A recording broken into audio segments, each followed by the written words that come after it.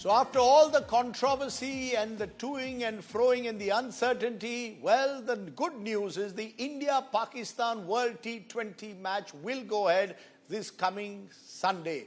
Pakistan's U-turn of sorts came after an ICC meeting with Pakistani and Bangladesh delegations was held in Lahore.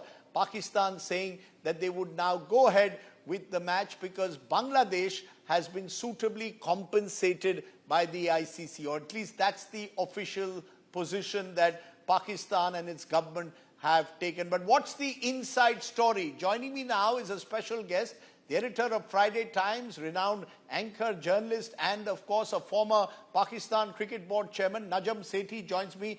Appreciate your joining us, Mr. Sethi, there from Pakistan. Explain to our viewers the reasons for Pakistan's U-turn. None of the real objective conditions seem to have changed in the last fortnight. Has Pakistan therefore only ended up embarrassing themselves by first saying they will boycott the match against India and now falling in line and saying, no, we will play with India? What's the inside story, sir?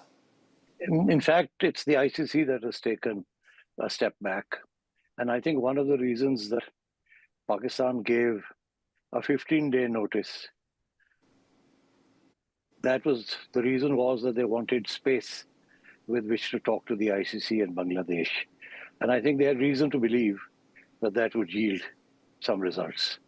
And so I think the ICC has decided to back off a little bit, give Bangladesh some space. And I think Pakistan has achieved part of its objective, which was to get Bangladesh back in the game in one way or another, because the ICC was threatening them and with all manner of sanctions. And I think between you and me, I think going forward, maybe in March, you will see some other concessions that have been extracted from the ICC.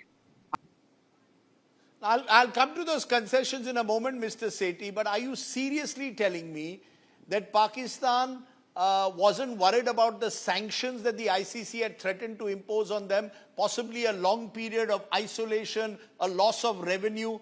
Isn't this really about Pakistan realizing that they cannot afford not to play against India, both in financial terms as well as in terms of their own future in this global game? No, that's not true at all. It was a very considered decision. They looked at all the angles. They knew that there could be no sanctions. They consulted the top lawyers at home and abroad. And there are precedents that made it clear to them that they were on a very strong wicket. And at best, they would lose a point, no more than that. And I think the ICC also realized that, which is why then the ICC got into motion and made overtures. And that's how Imran Khwaja, the deputy chief, got into action. That's how the Bangladeshis got into action. That's how they came to Pakistan to negotiate so that Pakistan could play this match. Pakistan knew that the broadcasters had the ICC, as it were, on a cold slab. And so as far as the question of resources is concerned, you know, now Pakistan, there was a time when Pakistan used to rely on ICC resources for sustenance, like many of the other boards do. But not anymore. Now that the PSL is taken off in a big way, we get more money from the PSL than we get from the ICC. So Pakistan is well looked after by its own resources. So there was never an issue, never an issue. Mr. Sethi, you're saying that, but it's a terrible example of mixing cricket with politics, dare I say. It's almost as if Pakistan had a problem with the fact that India, like it or not, is the world capital of cricket, the superpower of cricket. You may see it differently, but the world wants to come to India and play here. They don't want to play the PSL as much as they want to play the IPL. And maybe Pakistan simply wants to try and use these fora to express its anger against India dictating terms to the world. And that becomes an example of churlishness and mixing cricket and politics, isn't it? No, not at all. The world definitely wants to come to India to play the IPL and all other fixtures. There's no doubt about the fact that India is a major contributor to ICC revenues. No doubt. Nobody's questioning that. But what we are saying is this, that the ICC is supposed to be an independent body. It's not the BCCI.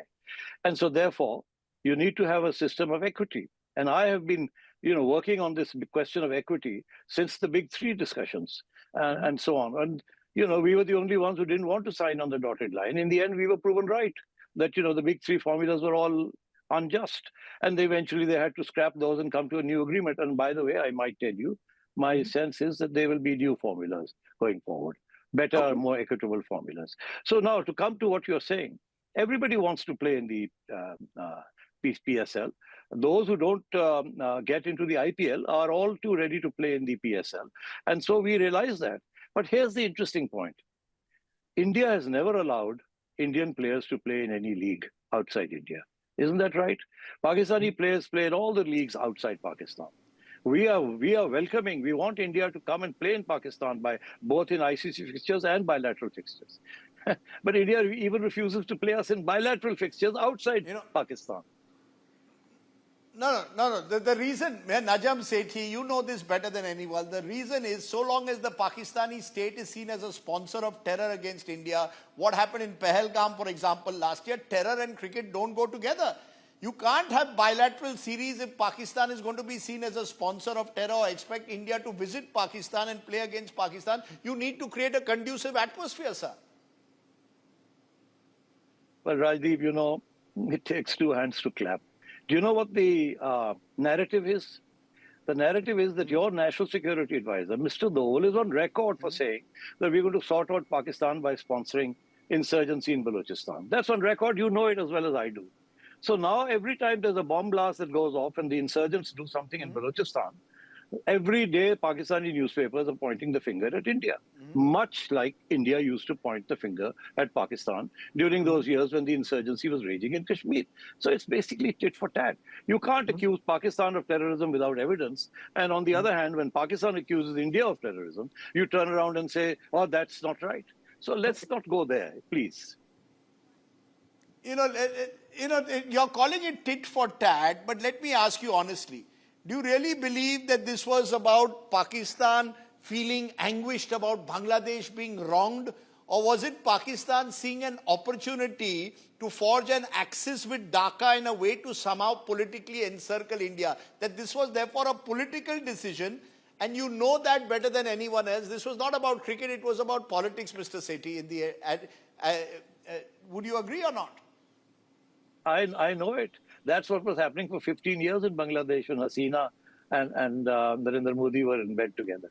So now what's happened is the tables have been turned. You have a new government that is pro-Pakistan. For 15 years, you had a government that was pro-India. So Bangladesh was sitting with India all the time. Now Bangladesh is going to sit with Pakistan. That's politics for you.